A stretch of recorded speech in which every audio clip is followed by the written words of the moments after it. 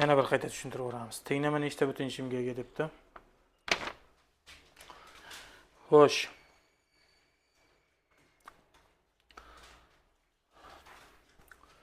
N faktorialni mana bunaqa formulasi bor. Shu bo'yicha demak, sonlarda tushuntirgan yaxshiroq. Misol uchun 5 faktorial olyapmiz.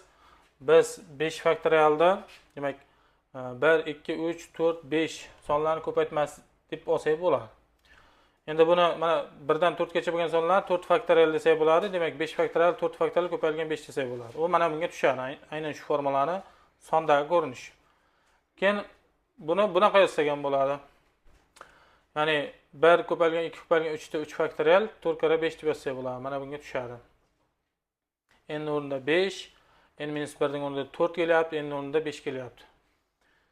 Yoki bo'lmasa n-2 ning o'rnida 3 kelyapti deb qarasak bo'ladi. Buni mana bu yerdan 2025 faktorial ajratib olish uchun ishlatyapmiz. Shuni qisqartirib olishimiz kerak. 2027 faktorialda 2025 faktorial ko'paytirilgan 2026 ko'paytirilgan 2027 deb yozsak bo'ladi. Mana buni ham 2025 faktorial ko'paytirilgan 2026. Buni esa bunaqa yozsak bo'ladi. Ko'paytuvchi qilib olib chiqamiz mana ikkalasidan 2025 faktorialda. Natijada bu bilan qisqarib ketadi. Tepada 2026 ko'paytirilgan 2027, mahrajda 2026 qo'shilgan 1 bo'lib qoladi. U 2027 ni beryapti, demak 2027 lar qisqarib ketadi. Qolgan ifodalarimiz shu turishda kelyapti. Yana endi mana bunaqa yozsak bo'ladi. Xo'p, ko'paytuvchi ajratsak x kvadrat minus 1, x kvadrat minus 2025 ga ajraladi. 2025 bizda 45 kvadratiga teng. Buni 0 ga tenglashtirib ishlasak, x plus minus 1 chiqyapti, bu esa plus minus 45 chiqib keladi. Shartida tenglama nechta butun ichimga ega degan, bu yerda 2 ta, bu yerda 2 ta, jami 4 ta butun ichimga ega. Javobi D javob bo'lyapti. 17 da tenglama nechta butun ichimga ega degan, biz demak 2025 45 kvadrati bo'lganligi uchun mana kvadrat bilan 45 4-inchisi bo'lib qoladi. Shunaqa qilib yozib olib 45 chap tarafga va ildiz ifodani o'ng tarafga olib o'tsak, musbat bo'lib o'tadi. Bu ko'rinishga keladi. Nechta butun yechimga ega, yechimlar soni so'ralayotgani uchun bu grafik usulda ishlash qulayroq. Endi mana buni bitta funksiya, buni bitta funksiya deb tasavvur qilsak bo'ladi. y1 mana bu funksiyaga teng, y2 bu funksiyaga teng. Xo'p, mana bu endi ildizosti x funksiya har doim koordinata boshidan chiqib, mana bu yoqqa qarab ketardi. Endi modul bo'lganligi uchun mana shu modul ifodamiz mana aniqlanish sohasini olsak, modulda x 45 dan katta bo'ladi. Buni yechimi 45 dan kichkina, minusdan minus 45 dan kichkina, 45 dan katta bo'ladi. Katta yoki teng. Demak, buni x ni qabul qilishi mumkin bo'lgan qiymatlari minus 45 dan kichkina. Bundan chap tarafda qiymatlar qabul qiladi, bunisi o'ng tarafda qiymatlar qabul qilyapti. Endi grafik aynan shu ko'rinishda bo'ladi desa bo'ladi. Mana shu ildizosti ifodaning grafiki aynan shu ko'rinishda bo'lardi. Bu oraliqda qiymatlar qabul qilmaydi. Endi buni grafikini chizadigan bo'lsak, 45 ni qo'yganimizda x o'rniga funksiyamiz 0 bo'lyapti. Shuning uchun mana bu nuqtalardan o'tadi deb qarasak bo'ladi funksiyani. X o'rniga 0 qo'yganimizda minus 45 darajasi 4 bo'ladi. U aslida pastroqda bo'lishi kerak, lekin grafik yozyapmiz. X kvadrat funksiya, y teng x kvadrat funksiya mana shunaqa parabola bo'ladi, lekin bu 4-daraja bo'lgani uchun unga nisbatan yanada tikroq bo'ladi.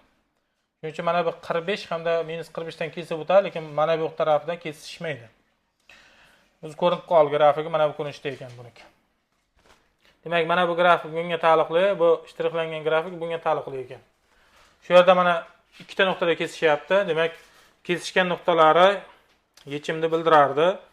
Nechta butun yechimga ega? Ikkita butun yechimga ega. Hozirda videoni olamandan yetib ko'rsatib, sharmandan chiqaraman aytib qo'y. Geometriyalar.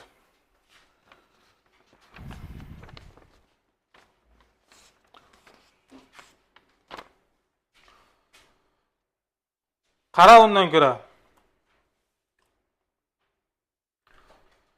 Xo'p, 18. Tengsizlik nechta butun yechimga ega deyapti. Xo'sh, bu yerdan x kvadrat modulda x kvadratiga teng, ya'ni ikkalasiga ham musbat manfiy son qo'ysak bir-biriga o'zaro teng chiqib kelaveradi. Shuning uchun men mana buni modulda x kvadrat deb ko'paytuvchiga ajratsam bu ko'rinishga keladi. Mana bu esa x minus 3 qavs kvadratiga teng. Bu har doim musbat, mahrajini 0 ga teng bo'lmaydi, lekin har doim musbat deb qarasak, manfiy sonni musbat songa bo'lsak 0 dan kichkina son hosil bo'ladi. Shuning uchun surat bizda manfiy bo'ladi. Endi bu tengsizlik ishlaydigan bo'lsak, bunaqa tengsizlik ko'p ishlaganmiz. Endi mana bunda biron bir a soni yo t soni tursa, t minus 2, t minus 5 bo'lsa, tengsizlik yechimi qo'sh tengsizlik bo'lib qolardi. 2 dan katta t, 5 dan kichkina bo'lib qolardi. Shu ko'rinishda yechimni oldik. Endi alohida yechim qilamiz. Modulda x 2 dan katta qilib buni yechimini yozadigan bo'lsak, mana bu ko'rinishga keladi. Modulda x demak 5 dan kichkina bo'lsa, bu qo'sh tengsizlik bo'ladi. Endi umumlashtiramiz, aniqlanish sohalariga e'tibor berib. Endi minus 5 dan katta, minus 2 dan kichkina. Bitta yechim. 2 dan katta qiymatlar bo'lyapti. 2 dan katta 3 gacha, chunki 3 ga teng emas. 3 dan katta to 5 gacha. Butun sonlar nechta butun yechimga ega deyapti. Bu yerda minus 4 bilan 3 bor, minus 2 ta bor. Bu yerda esa yo'q butun son. Bu yerda esa 4 bor. Demak, bu yerda bitta, bu yerda 2 ta, jami 3 ta butun yechimi bor. Javobi C javob bo'lyapti bunda. 19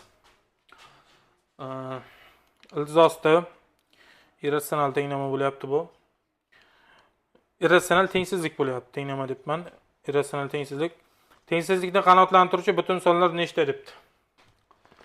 Xo'sh, mana x minus 2 ni qavs kvadrati, 2 minus x ni qavs kvadrati bir-biriga teng bo'lyapti. Teng bo'lganligi uchun men mana bu ifodani iltizosda 2 minus x qavs kvadrati yoki bo'lmasa kvadrat tashqari chiqasi bo'lsa bo'ladi. Sababi 2 minus x har doim musbat bo'lganligi uchun. Bunaqa yozib oldik. Endi iltizosda 2 minus x t deb olsam, mana t kvadrat bo'ladi. 5 minus t minus 6. Mana shu ko'rinishga keladi. Endi buni ko'paytuvchi ajratamiz. T minus 6, t plus 1 bo'ladi. 0 dan kichkina. Qo'sh tengsizlik bo'ladi yechimi. Iltizos ifoda har doim nomanfiy bo'lyapti. Minus 1 dan aniq katta bo'lgani uchun t 6 dan kichkina tengsizlik bo'yicha ko'ramiz. Endi t 6 dan kichkina, t ni o'rniga iltizosda 2 minus x topib kelsak, hamda kvadratga oshirib x ni tengsizlik yechib qo'ysak, x minus 34 dan kattalik kelib chiqadi. Aniqlanish sohasini ham olganmiz. Teparoqda mana iltizos ifodamiz 0 dan katta yoki teng bo'lishi kerak. Bu yerdan x 2 dan kichik yoki teng bo'ladi. Mana bu yechim bilan aniqlanish sohasini umumlashtirib, umumiy oxirgi yechim beradigan bo'lsak, minus 34 dan to 2 gacha bo'lgan qiymatlarni qabul qilayotgan. Bu yerda shartida tengsizlikni qanoatlantiruvchi butun sonlar nechta degan. Butun sonlarni topsak, 2 dan 34 da ayirib qo'yamiz, yetadi. Xo'p, qat'iy tengsizlik bo'lsa, ayirib, kattasini kichkina ayirib 1 da ayiramiz. Butun sonlar kelib chiqadi. Ikkalasi ham qo'sh tengsizlik, yana bir noqat'iy tengsizlik bo'lsa, ayirib 1 da qo'shamiz. Ikkalasi bittasi qat'iy, bittasi noqat'iy bo'lsa, shunchaki ayirib qo'ysak, o'sha kelib chiqadi bizda. Javobi B javob bo'lyapti. 20 da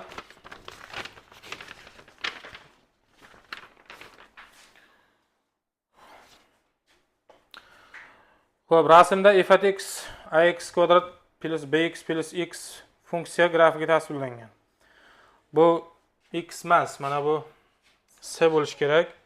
Shartida x deb ketilgan. Boshqacharoq bo'lib qoladi agar. Boshqacharoq bo'ladi aniq. Chunki bizda koordinatani mana kesib o'tish nuqtasi bor. Undayda x qiymati mana shunga teng qolishga to'g'ri keladi. Mayli, u yerda kamchilik bor.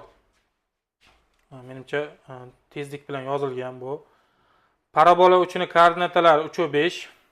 Parabola uchini demak x0 bilan y0 qiymatlari 3 bilan 5 ekan va oyruqini 0 3 butun 1 taqsim 5 nuqtada kesib o'tadi degan. Mana nuqtada kesib o'tyapti ekan. Funksiyani demak 18 ga teng bo'lgan nuqtadagi qiymatini topishimiz kerak.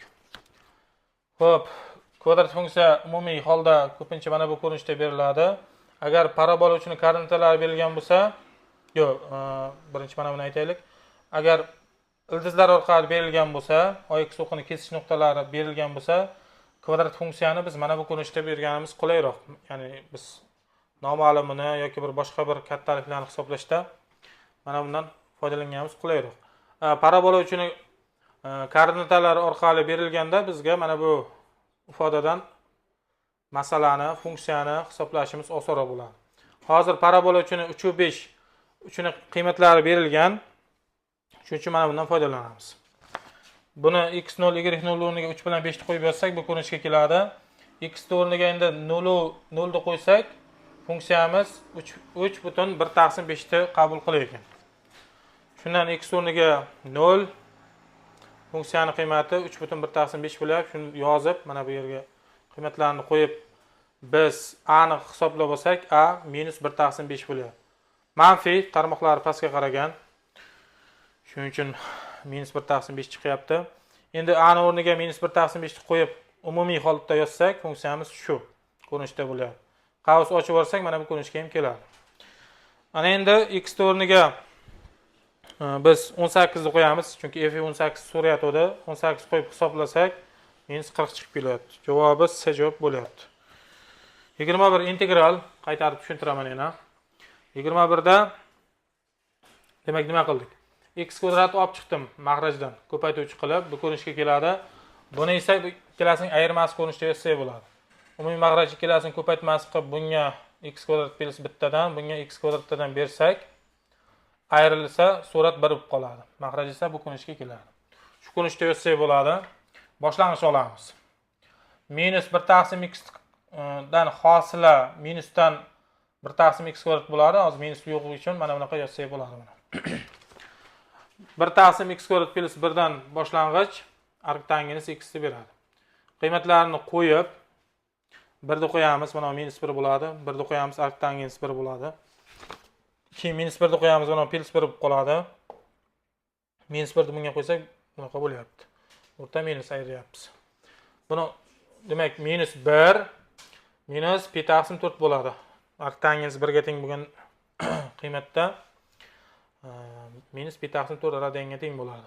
Qavs ochib olsak, mana -1 bo'ladi. Bu minusdan pi/4, mana minus bilan plus pi/4, keyin buni ochib olsak, yana minus pi/4 bo'lib qoladi.